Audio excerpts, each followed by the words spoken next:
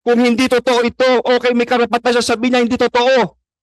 Pero kung totoo ito, dapat lamang siyang managot sa batas. At dapat lamang gawin namin ang katungkulan namin. Alam kong binababoy ako, okay lang yun. Pero huwag babuyin ang bata nito. Order lang po. Yun lang po, Mr. Chair. For the record, the chair would like to express that yung lahat na sinabi ni Secretary Abalos were taken up in the previous hearing of the other committee. So that was already recorded in the Senate. So, tapos ka na, sir? Okay na, sir? Hindi pa ho eh. Ha? May sasabihin yata si ayaw niya akong patapusin eh. Your Honor, the point of order being that I think Secretary Abalos is a lawyer. That is actually sub judice, Your Honor. It is precisely the subject now of court trial before RTC Quezon City as well as RTC Pasig City. To quote directly from the declarations of an alleged complainant, Your Honor, would be delving into the merits of the case, which is no longer the issue in this case, because the issue in this case is whether or not there was excessive force in the implementation of the warrant of arrest. We are not into looking as to whether or not the allegations of one alias Amanda was true or not. That is subject within the jurisdiction of the court, because those cases have already been discussed and dismissed by the City Prosecution's Office of Davao City, and that has been pending before the Department of Justice for 4 years. Well, it was resolved, and our motion for reconsideration now, Your Honor, is still pending before the DOJ, even if warrants of arrest have already been issued against my client. So it would be unfair, Your Honor,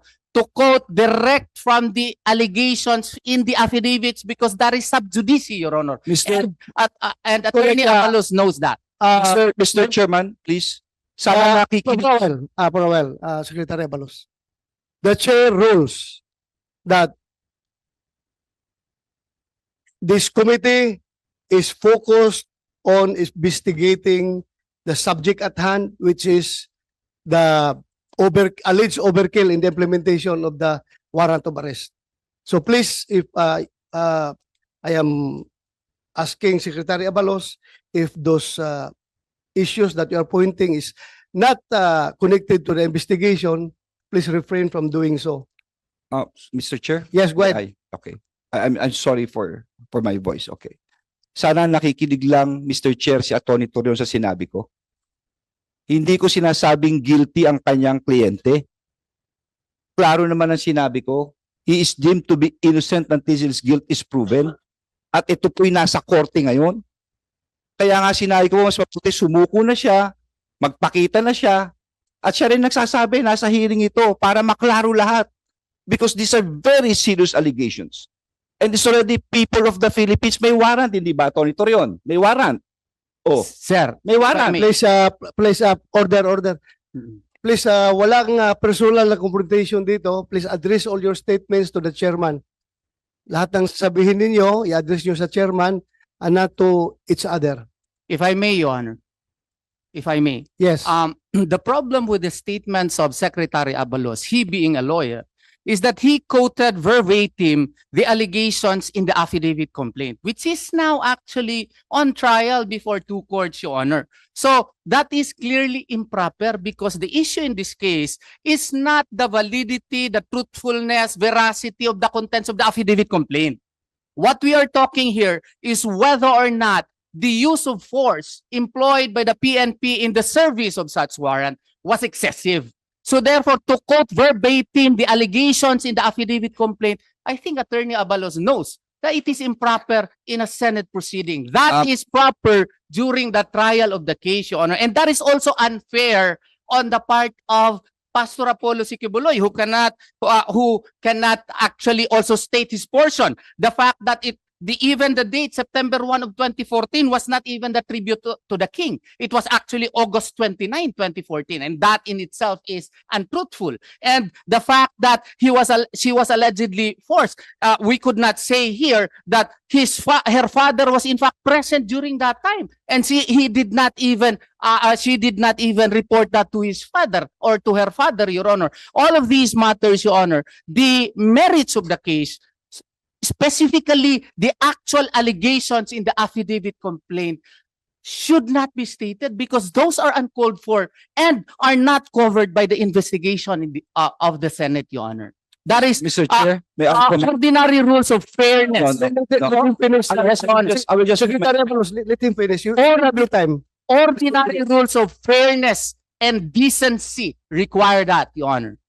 Mr. Chair, may I? Okay, you can respond, Secretary Abalos. Mr. Chair, sana nakikinig lang siya, no? I mean, lahat naman tayo may tenga at naka-record to.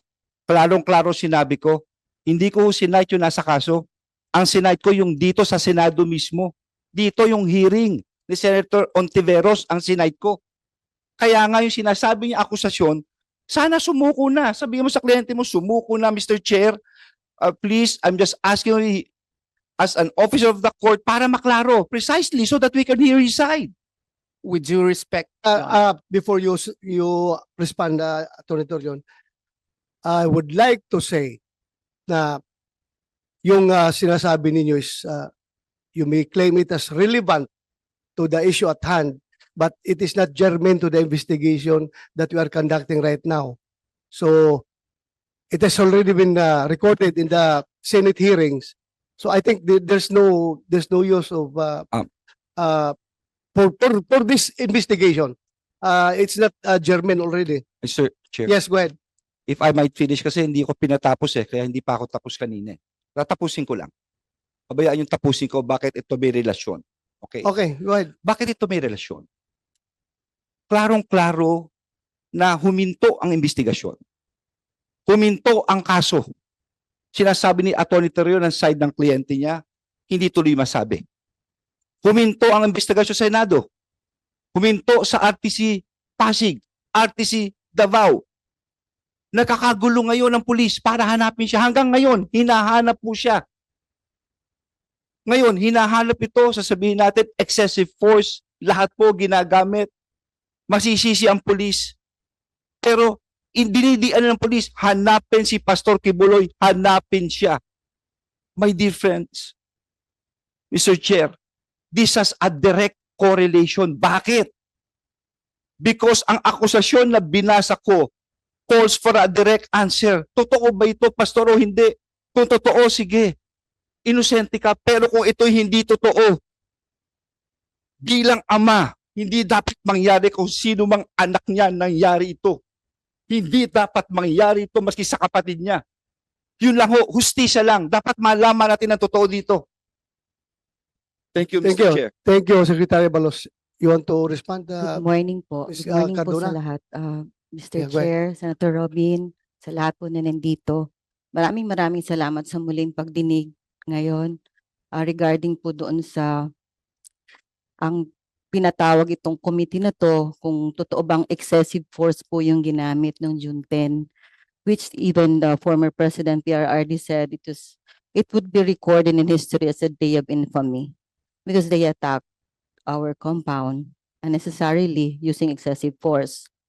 Nagkataon lang, hindi nila nagawa yun kay Pastor, kaya they were not successful in doing so. Alam na natin po yung nangyari. Ang pangalawang tanong dito sa hearing na to, kung tama ba, legal ba yung bounty na 10 million para kay Pastor na hindi pa po siya convicted sa korte, yung binasa ng DILG, masakit pakinggan kasi walang katotohanan. Alam namin yon. Personally, 40 years kaming kasama ni Pastor. Kahit isa sa allegation na binasa ni Secretary Abalos dito sa Senado, sa korte nang galing, malicious bastos yon nang galing sa bibig niya. Sabihin ko rin, kasi nga allegation yon, walang katotohanan in behalf of the kingdom. Ang ngayon sa korte, pwede ba balikan natin? Although bastos nga si Senator Abalos sa sinabi niya kasi kinote niya yon, dito sa committee hindi naman kasali, malicious nga, pwede po balikan natin kung excessive ba yung force na ginamit nung June 10 kasi nandito yung ground commanders at kung legal ba ang pagpatong ng 10 million pesos sa ulat. Sinabi pa ni Secretary Abalos na wala siyang nahawakang pera, meron lang daw tumulong. Di ba ang tanong namin noon, sino itong private citizen na tumulong para mahuli si Pastor? May galit ba siya kay Pastor? Meron ba siyang, gusto ba niyang kunin si Pastor at patayin si Pastor? Kasi when you put the bounty of 10 million pesos sa ulo ng isang tao na hindi convicted na kahit anumang korte dito sa ating, dito sa pamahalaan o dito sa ating bansa, yun nga, mas masahol pa siya sa pinakamasahol na terorista at killer dito sa bansa. And Pastor Kibuloy, hindi pa siya convicted. Di ba sinabi na namin balik-balik kay Pastor? Meron nang nakikialam na Amerika. O yan, sinabi din ni Secretary Abalos na conspiracy. Sa Amerika nang galing yung korte. Yung kaso, dinala dito sa Pilipinas. Kaya lang naman ang sabi lang talaga ni Pastor, haharapin niya ito. Haharapin niya. Kahit sa ang korte, haharapin ni Pastor. Gusto ni Pastor Kibuloy, harapin itong kasong to para matapos ng kasinungalingan. Kilala namin si Amanda, nakakahiyaman, babae siya, pinotektahan namin siya para hindi siya mapahiya sa mga allegations niya. Pero ganito kabastos itong dito sa Senado, tapos gaganon nila aming pastor. Please, We're gonna take it sitting down. tone down your So, voice. sir, Tone down your voice. kasi ganun din si Apalos. So, sir, ha, Mr. Chair. balikan natin yung excessive ba, nandito yung ground commanders.